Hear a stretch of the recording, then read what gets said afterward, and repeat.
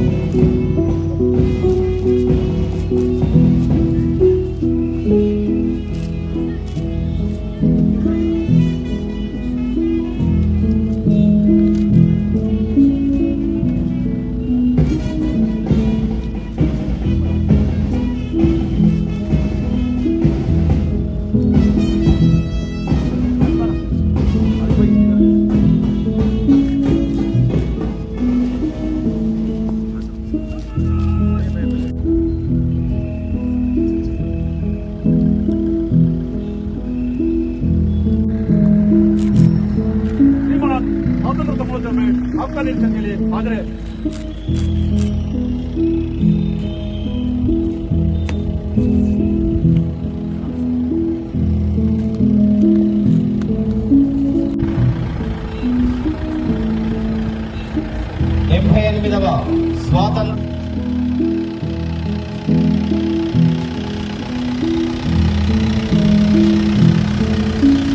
స్వాతంత్ర దినోత్సవ సంబరాలలో పాల్గొని తెలంగాణ సగర్వంగా ముందడుగు వేస్తూ ప్రపంచ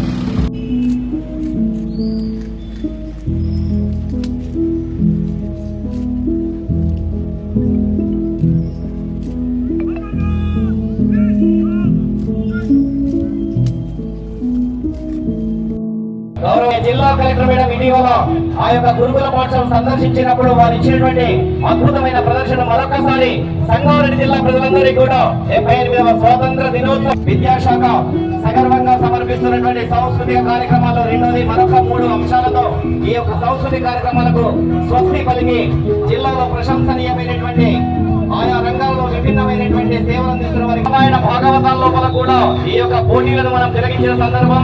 కానీ ఎంత శక్తి నేతృత్వంలో వైద్య శాఖ ప్రభుత్వ ఆసుపత్రుల్లో 52% శాఖను మనం నిజంగా అభినందిద్దాం. అలాగే అర్హులైనటువంటి ప్రతి చిన్నారులకు 100% సమాజంలో అనేక రకాల అకృత్యాలకు వారందరినీ కూడా క్రమశిక్షణ పత్రం పెడుతున్నటువంటి షీటెంకి అభినందన తెలియజేస్తా ఉన్నాం. ఆర్యేషు పూజ్యంతే రమంతే తత్వదేవత అనే ఆర్యోక్తిని మనస్సులో పెట్టుకుని ప్రతి స్త్రీ ఒకట మన ముందుకు వస్తుంది. వారి ఉన్నారు సందేశాల మేరకు వారి యొక్క అభిచరణాల మేరకు ఈ యొక్క కార్యక్రమాలను ముందుకు తీసుకువెళుతూ ఆదేశాలతో వారి ముందుకు వెళుతున్నటువంటి శాఖ ఈ పంచాయతీ పశు వైద్య శాఖ వారు మన ముందుకు వస్తూ ఉన్నటువంటి వారై ఉన్నారు. పశు వైద్య శాఖ మరి 1962 జిల్లాలో 45 మంది గోపాలమిత్ర పనిచేసినటువంటి పశు గణాభివృద్ధి సంస్థ ఆధ్వర్యంలో వీరందరూ కూడా సేవలు అందిస్తూ ముందుగా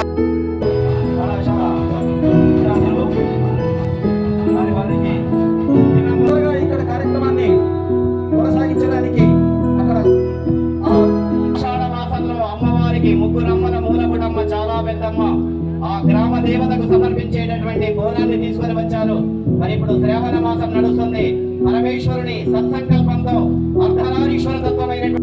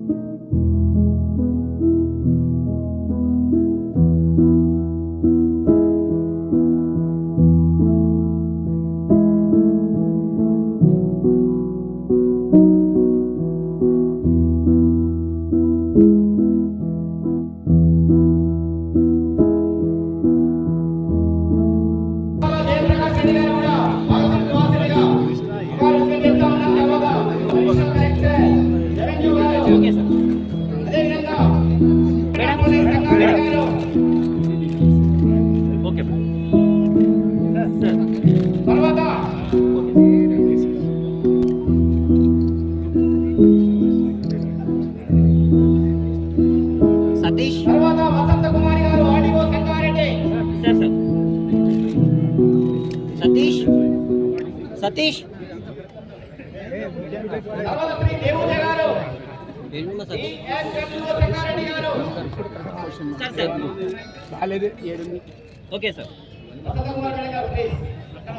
సతీష్ ఉన్నాడు ఎంకకి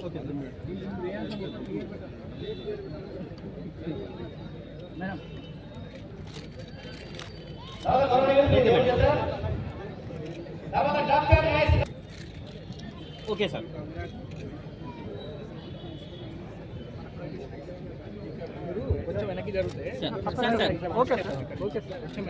అమరవీరుల కుటుంబాలకు, జిల్లా ప్రజలకు, ప్రజాప్రతినిధులకు, జిల్లా న్యాయమూర్తులకు, అధికారులకు, అనధికారులకు, కర్షక కార్మిక పాత్రికేయులకు, విద్యార్థులకు 78వ స్వతంత్ర దినోత్సవ శుభాకాంక్షలు.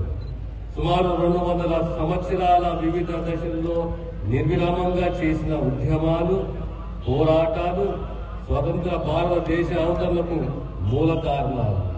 సాయుధ పోరాటంతో మొదలైన నాటి స్వతంత్ర ఉద్యమం మళ్లీ దేశంలో మహాత్మా గాంధీ సారథ్యంలో శాంతి, అహింస మార్గాల ద్వారా స్వతంత్ర విముక్తి సిద్ధించింది. స్వాతంత్రం సిద్ధించిన అనంతరం పండిట్ జవహర్లాల్ నెహ్రూ నేతృత్వం మొదలైన స్వపరిపాలన డాక్టర్ బిఆర్ అంబేద్కర్, బాబు రాజేంద్ర ప్రసాద్ తో కూడిన మేధావుల నేతృత్వంలో నిర్మించుకున్న గొప్ప రాజ్యాంగం భారతదేశపు సమగ్రతను, సామ్యవాదాన్ని ప్రపంచానికి చాటి చెప్పింది. స్వేచ్ఛ, సమానత్వమే ధ్యేయంగా లిఖించబడిన రాజ్యాంగం దేశ పౌరులకు ఎన్నో హక్కులు కల్పించింది. నిరక్షరాస్యత, పేదరికం నుండి సంపూర్ణ అక్షరత వైపు అడుగులు వేస్తూ నేడు ప్రపంచంలోనే అత్యధికంగా విద్యావంతులైన యువత కలిగిన దేశం ఆవిర్భవించి అన్ని రంగాలలో మన మేధో సంపత్తిని యావత్ ప్రపంచానికి అందించే స్థాయిలో చేరింది మన దేశం. ఇది నిజంగా మనకు గర్వకారణం. 60 సంవత్సరాల పాటు తెలంగాణలో సాగిన సుదీర్ఘ పోరాటాలు మరియు త్యాగాలతో ఆనాటి యూపీఏ ప్రభుత్వం సహకారంతో మన తెలంగాణ రాష్ట్రాన్ని సాధించుకున్నాం. ఇలా సహకారం అయినా అసంపూర్తి ఉన్న తెలంగాణ ప్రజల కళలు, ఆశలు, ఆకాంక్షలు నెరవేర్చే దిశగా ఈ ప్రభుత్వం వంతు కృషి చేస్తుంది. ఈ ప్రభుత్వం బలంగా నమ్మేది, విశ్వసించేది వ్యవసాయం. దండగ కాదు, పండుగ. పేదలకు న్యాయమైన ఉచిత విద్య, ఆరోగ్యం, మహిళా సాధికారత, యువతకు నైపుణ్యంతో కూడిన ఉపాధి, అర్హత ఉన్న పేద విద్యార్థులకు ఆర్థిక భరోసా కల్పించే విధంగా అన్ని రంగాలలో సమగ్రమైన అభివృద్ధి మరియు సంక్షేమ ఫలాలను అందించడానికి కృషి చేస్తున్నాం. సంగారెడ్డి జిల్లాలో సాధించిన ప్రగతిని మీ ముందు ఉంచుతున్నాం. పాలన పథకం ప్రజల చెంతకే ప్రభుత్వ యంత్రాంగం వెళ్లి ప్రభుత్వం ప్రకటించిన అభయాస్తం 6 గ్యారెంటీల పథకాలకు ప్రజల నుండి దరఖాస్తు స్వీకరించేందుకు ప్రజాపాలన కార్యక్రమాన్ని ప్రారంభించడం జరిగింది. ఈ కార్యక్రమానికి డిసెంబర్ 28, 2023 నుండి జనవరి 6, 2024 వరకు 647 గ్రామ పంచాయతీలు, 8 మున్సిపాలిటీల్లో గ్రామ సభలు నిర్వహించి 17,91,565 దరఖాస్తులు స్వీకరించి ఆన్లైన్ లో నమోదు చేయడం జరిగింది. ఈ కార్యక్రమానికి నిరంతరం కొనసాగించడానికి ప్రజాపాలన సేవా కేంద్రాలను ఏర్పాటు చేయడం జరిగింది. మహాలక్ష్మి పథకం, ఉచిత రవాణా పథకం, మహిళలను మహాలక్ష్మిగా గౌరవించడం మన సంస్కృతి. మహాలక్ష్మి పథకం కింద తెలంగాణ రాష్ట్రంలోని మహిళలందరికీ టీజీఆర్టీసీ నడిపే బస్సుల్లో ఉచిత ప్రయాణ సౌకర్యం కల్పించడం జరుగుతుంది. ప్రయాణించే దూరపైన, ప్రయాణించే సంఖ్య పైన ఎటువంటి పరిమితి లేదు. ఈ పథకం ద్వారా జిల్లాలో ఇప్పటి వరకు 1,22 లక్షల ప్రయాణాలను మహిళా టీజీఆర్టీసీ బస్సులో ఉచితంగా ప్రయాణం చేశారు. ఇందుకు గాను జిల్లాలో మహిళలకు 150 కోట్ల రూపాయలు ఆదా అయింది. 500 రూపాయలకే గ్యాస్ సిలిండర్. నానాటికి పెరుగుతున్న ధరల ప్రభావం పేద ప్రజలపై పడరాదన్న సంకల్పంతో మహాలక్ష్మి పథకం కింద కేవలం 500 రూపాయలకే వంట గ్యాస్ సిలిండర్ సరఫరా చేసే కార్యక్రమాన్ని రాష్ట్ర ప్రభుత్వం విజయవంతంగా అమలు చేస్తుంది. ఈ పథకం కింద జిల్లాలో అర్హులైన 1,58,889 మంది వినియోగదారులకు ఎల్పీజీ గ్యాస్ సిలిండర్ సబ్సిడీ 9,30,00,000 రూపాయల సబ్సిడీ అందించింది. గృహజ్యోతి పథకం అల్పాదాయ వర్గాల వారి ఇళ్లలో చీకట్లను ప్రారదోలి కాంతులు నింపాలనే సంకల్పంతో మెరుపులాంటి ఆలోచనతో వెలిగిన దీపం గృహజ్యోతి పథకం. 200 యూనిట్ల కంటే తక్కువ విద్యుత్ని వినియోగించుకునే గృహాలకు ఉచిత విద్యుత్ అందించడం ఈ పథకం ప్రధాన లక్ష్యం. ఇప్పటి వరకు జిల్లాలో ఈ పథకం కింద 1,03,246 గృహ వినియోగదారులకు 200 యూనిట్ల వరకు ఉచిత విద్యుత్ ఇవ్వడం జరిగింది. ఇందుకు గాను 30 కోట్ల రూపాయల మొత్తం ఛార్జీలను డిస్కాంలకు ప్రభుత్వం చెల్లించడం జరిగింది. రైతు భరోసా పథకం అర్హులైన రైతులకు మాత్రమే లబ్ధి చేకూరేలా రైతు భరోసా పథకం ఏర్పాటు చేయడం తద్వారా ఏటా ఎకరానికి 15,000 రూపాయలు చెల్లించాలని ప్రభుత్వ సంకల్పము. ఇందుకు ప్రణాళికలు సిద్ధమవుతున్నాయి. నిరుపేద ప్రతి ఒక్కరికి సొంత ఇంటి కలను నిజం చేయాలన్నట్టు రాష్ట్ర ప్రభుత్వం నమ్ముతుంది.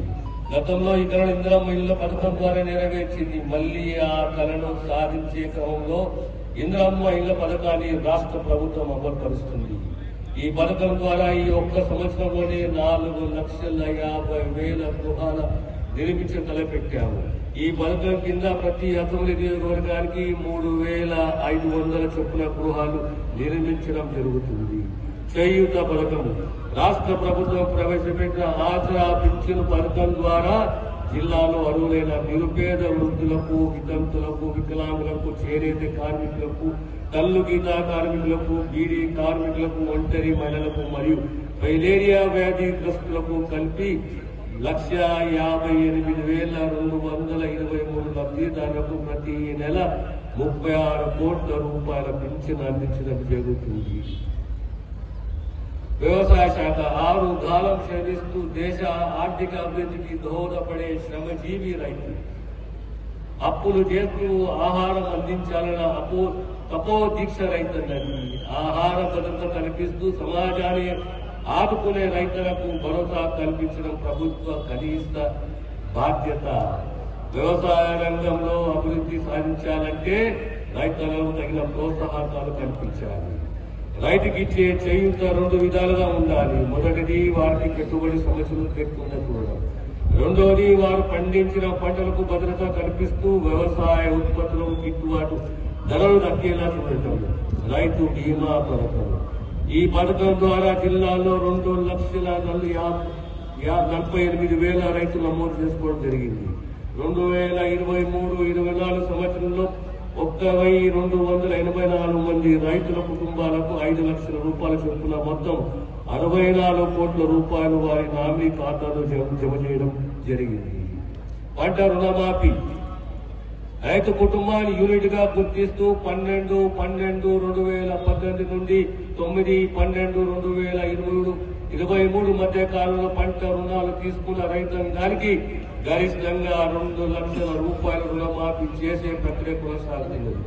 జిల్లాలో మొదటి విడతగా 1,00,000 రూపాయలలోపు, రెండవ విడతగా 1,50,000 వరకు ఇప్పటి వరకు 77,861 మంది రైతులకు 564.69 కోట్ల రూపాయల లబ్ధి జరిగింది. మూడవ విడతలో 1,50,000 మొదలు 2 లక్షల వరకు పంట రుణాలు ఉన్న వారికి లబ్ధి జరుగుతుంది. ఇది కూడా త్వరలో పూర్తి చేయడానికి ప్రణాళికతో 1,72,000 వర్క్ బుక్స్ అన్ని మండల కేంద్రాల ద్వారా విద్యార్థులకు సమయానికి అందించడం జరిగింది.